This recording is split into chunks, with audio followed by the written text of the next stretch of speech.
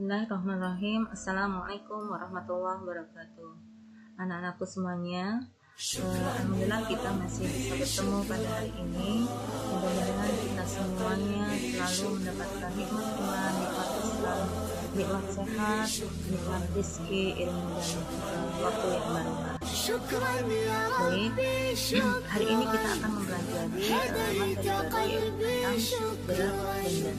نورت دربي شكرا شكرا يا رب يا منزل القرآن يا خالق الإنسان يا رب يا رحمن شكرا يا رب. Oke, sebelum kita masuk ke pembahasan tentang gerak benda, kita coba review sejenak materi yang sebelumnya, yaitu tentang gaya. Nah, gaya adalah tarikan, dorongan, tendangan, hayatan, ataupun hal-hal lain yang menyebabkan sebuah benda itu bergerak atau berhenti dari gerakannya. Sebelumnya sudah dijelaskan ada gaya listrik, gaya magnet, gaya gravitasi, dan gaya-gaya yang lainnya.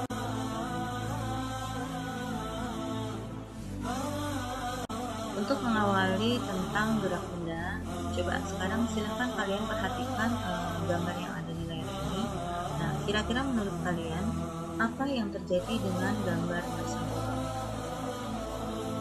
Ya, gambar ini menunjukkan bahwa semua planet, bintang, dan galaksi bergerak dan beredar mengelilingi matahari melalui orbitnya masing-masing. Nah, informasi yang kedua yang bisa kita dapatkan adalah semua planet-planet tersebut bergerak pada satu orbit yang statis, sehingga tidak bertabrakan antara planet yang satu dengan planet yang lainnya. Nah, ini menunjukkan sebuah penciptaan yang sangat luar biasa, salah satu ciptaan Allah yang luar biasa, bahwa Allah itu begitu menjaga keteraturan planet-planet tersebut. Ya, planet itu beredar pada garis orbitnya. Ya. Coba kita bayangkan ketika planet-planet tersebut saling bertabrakan. Mungkin ketika planet tersebut bertabrakan akan hancurlah dunia ini. Nah, dalam beberapa ayat Allah menyebutkan terkait dengan hal ini, salah satunya adalah di surah Az-Zumar ayat 5. Dan dialah yang telah menciptakan malam dan siang, matahari dan bulan, masing-masing beredar pada garis edarnya. Nah, selain ini ada beberapa ayat lain yang juga menjelaskan tentang penciptaan. Sekarang kita masuk pada pembahasan tentang gerak benda. Ya, gerak benda adalah perubahan tempat atau posisi suatu benda. Nah, ada beberapa jenis gerak benda, yaitu gerak menggelinding, gerak mengalir, gerak memantul, gerak berputar, dan gerak jatuh. Nah, kita akan bahas satu persatu. Pertama adalah gerak menggelinding.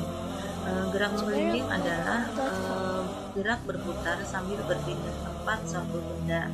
Nah, beberapa hal yang berkaitan dengan gerak menggelinding ini bisa kita lihat pada gerakan bola yang ditendang, kemudian gundu yang disentil. Nah, ada lagi roda sepeda atau ban mobil yang sedang berjalan. Nah, tiga hal ini adalah contoh dari gerak menggelinding. Selanjutnya yang kedua adalah gerak mengalir. Apakah gerak mengalir? Gerak mengalir adalah gerakan menarik air dari tempat tinggi menuju ke tempat yang lebih rendah. Nah, untuk gerakan mengalir ini bisa kita amati pada pergerakan air sungai. Air sungai itu umumnya dia mengalir dari tempat yang lebih tinggi, semisal pegunungan, menuju ke tempat yang lebih rendah. Nah, hingga akhirnya nanti air itu akan terus mengalir dan bermuara ke laut. Yang ketiga adalah gerak memantul, yaitu gerak balik akibat membentur satu benda. Nah, gambar yang ada di slide ini adalah contoh dari gerakan memantul. Nah, pertanyaan berikutnya, apakah semua benda itu bisa memantul? Ya, tentu saja tidak, karena benda yang bisa memantul itu umumnya memiliki sifat yang lentur atau elastis. Nah, ini bisa kita temui pada bola basket atau bola tas.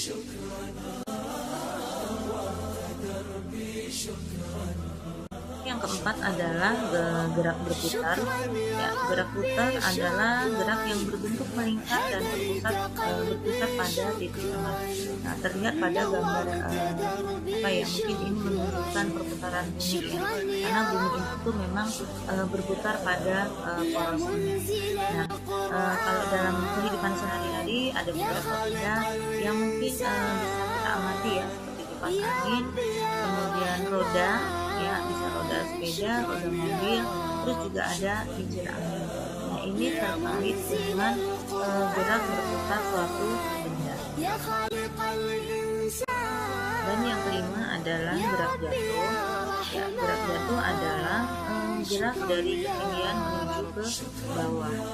Nah, di pertemuan yang sebelumnya kita sudah membahas tentang gaya gravitasi, ya, bahwa ketika benda itu terjatuh itu karena adanya gaya gravitasi bumi. Nah, sama seperti buah ketika sudah masak di pohon, maka karena adanya gaya tarik bumi, maka buah itu akan dengan sendirinya jatuh ke tanah. Itu tadi penjelasan tentang pengertian gerak dan macam-macam gerak benda. Nah, sekarang apa hubungan antara gerak benda dengan gaya gesek? Nah, ini ada dua benda, yang pertama adalah kotak, kedua adalah bola. Nah, jika dua benda ini ingin kita pindahkan, kira-kira benda mana yang akan lebih mudah kita pindahkan? Nah, tentu jawabannya adalah bola. Mengapa demikian? Ya, ini ada beberapa faktor yang mempengaruhi gerak satu benda. Yang pertama adalah bobot benda. Ya, benda dengan bobot yang berat tentu akan jauh lebih sulit kita pindahkan dibanding dengan benda dengan bobot yang ringan.